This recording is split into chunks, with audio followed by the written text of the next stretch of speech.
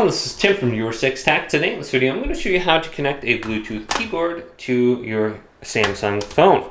So let's go back to the home screen here, swipe down from the top right, and you should see the Bluetooth option right here. You can hold down on it and it'll bring you directly there. Otherwise, go to Settings, and then go to Connections.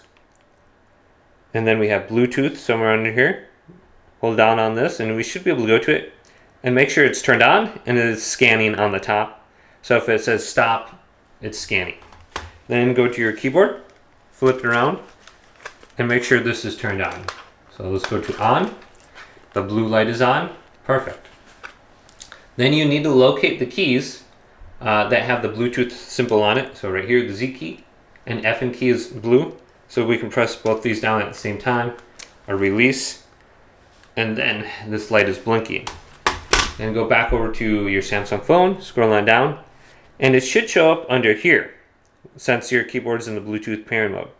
I think it might be called, I don't know. Now if it's not showing up, go to the top and press scan, or turn off Bluetooth and turn it back on again. And my keyboard is right here. It's got a long name. You can see the keyboard symbol. Once it obtains the device name, we should be able to connect to it. So I just tapped and it says pairing. Now I have to type in this code on my keyboard and then press enter. So it's a long little code it's got there.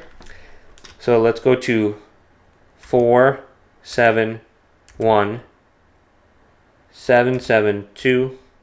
Press enter on the keyboard and it should connect. So maybe the arrow keys work. I know the space bar should work, and I just turned off Bluetooth by accident doing that.